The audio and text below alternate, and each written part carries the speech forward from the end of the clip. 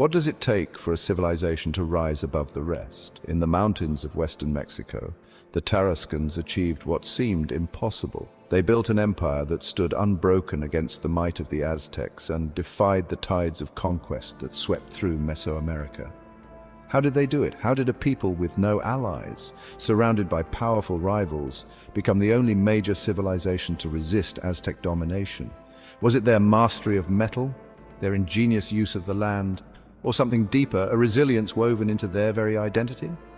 This is the story of the rise of the Tarascans, known today as the Purépecha, from humble settlers in the fertile Lake Pátzcuaro basin to masters of a powerful empire. Their journey reveals secrets of strategy, unity, and defiance. But there's one answer, one key to their invincibility that might surprise you. Stay with us as we uncover how the Tarascans not only rose to power, but became legends who refused to bow to even the greatest forces of their time.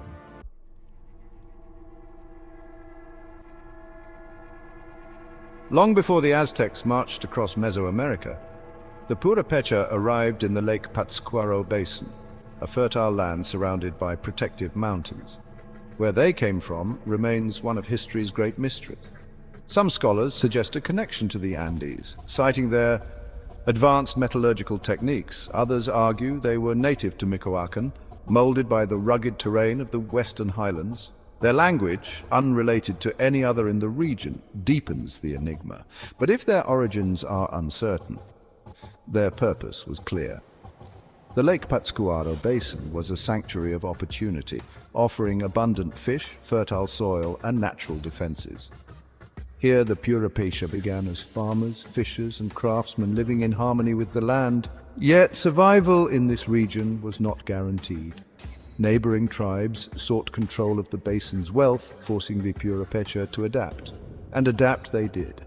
They fortified their villages, unified their communities, and developed tools and strategies that gave them an edge over their rivals. These early struggles were transformative.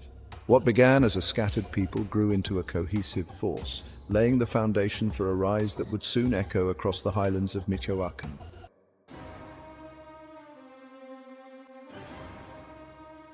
The Purépecha's rise from survival to strength found its symbol in Tzintzuntzan, their capital city.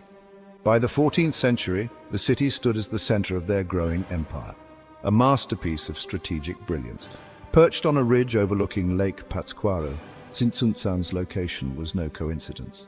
The lake acted as a natural barrier, its waters shielding the city's flanks, while the highlands provided a nearly impenetrable defense. This elevated position gave the Purépecha not only protection but also control over the region's most vital resources. Tzintzuntzan was more than a fortress, it was a statement of their ambition. Its most distinctive feature was the Yácata pyramids, rounded structures unique to the Purépecha. Unlike the angular pyramids of the Maya or Aztecs, the Yácatas harmonized with the surrounding landscape. They were temples, symbols of the Purépecha worldview, and declarations of their identity as a civilization unlike any other. But the city's power extended beyond its walls. Tzintzuntzan became the economic and administrative heart of the Tarascan Empire. Artisans in the city's workshops transformed copper and bronze into tools, weapons, and ceremonial objects that traveled along trade routes across Mesoamerica. The city's markets bustled with activity, linking the Tarascans to distant regions. Tzintzuntzan was the foundation of their rise, a city that reflected their strength and vision as a people who were not only surviving, but thriving.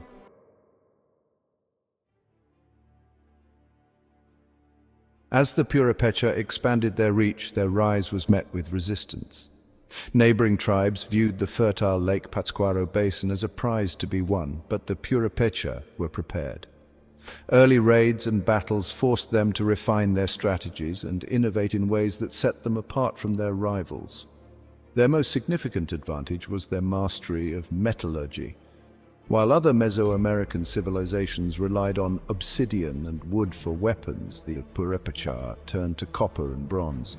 Their copper-tipped arrows pierced through enemy shields, and their bronze axes shattered obsidian blades. This was not just an improvement in warfare, it was a revolution. Their weapons gave them both a tactical and psychological edge, solidifying their reputation as a force that could not be easily overcome.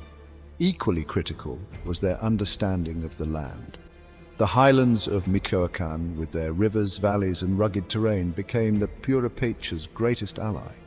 They used the terrain to their advantage, creating natural barriers and funneling enemies into traps. Every ridge became a stronghold, every pass a defensive opportunity. But their rise was not solely built on weapons and geography. Unity under the Kazonchi, their central ruler, was the true cornerstone of their strength. The Kazonchi provided leadership that allowed the Purépecha to coordinate their defenses and maintain stability within their growing empire. These early conflicts did more than test the Purépecha. They transformed them. From these battles they emerged as a unified power, ready to expand their influence and establish themselves as a civilization that could not be broken.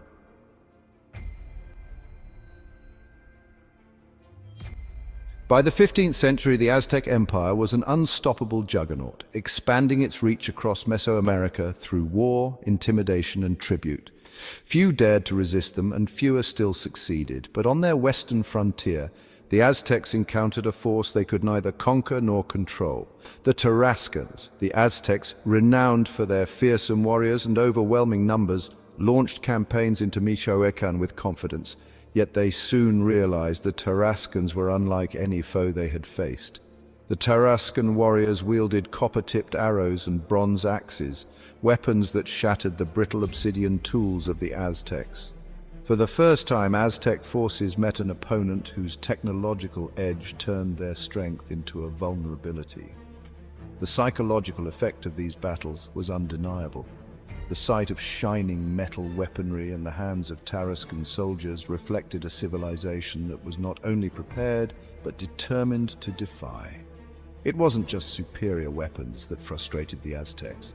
The rugged highlands of Michoacán became an insurmountable obstacle. Tarascan leaders turned every mountain pass into a fortress, every river into a barrier. Their knowledge of the terrain gave them control over every battle, forcing Aztec forces to retreat time and again. This wasn't simply a military stalemate, it was a defining moment. While the Aztecs conquered nearly every major civilization in Mesoamerica, the Tarascans remained an unbroken force on their western frontier. Their resistance wasn't about ambition or expansion, it was about defending their homeland. And in doing so, they became a symbol of defiance, proving that even the greatest empires could be challenged.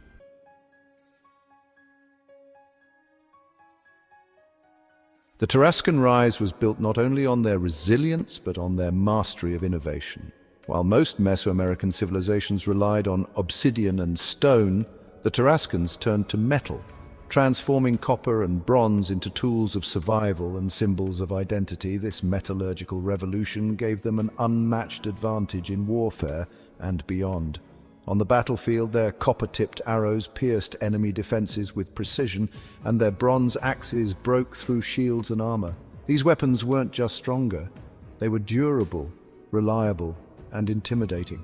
This gave the Tarascans a strategic edge that their enemies, including the Aztecs, could not counter. Beyond the battlefield, the Tarascans used their metallurgical expertise to craft tools, ornaments, and ceremonial artifacts. These goods traveled far beyond Michoacán, spreading their influence through trade and cementing their reputation as skilled artisans. A Tarascan artifact was more than a commodity. It was a symbol of innovation and cultural pride. Today, the remnants of Tarascan metallurgy endure in museums and archaeological sites. Each piece of copper and bronze tells the story of a civilization that rose through ingenuity and skill. Their mastery of metal was more than a technological achievement. It was a defining feature of their identity and a cornerstone of their invincibility.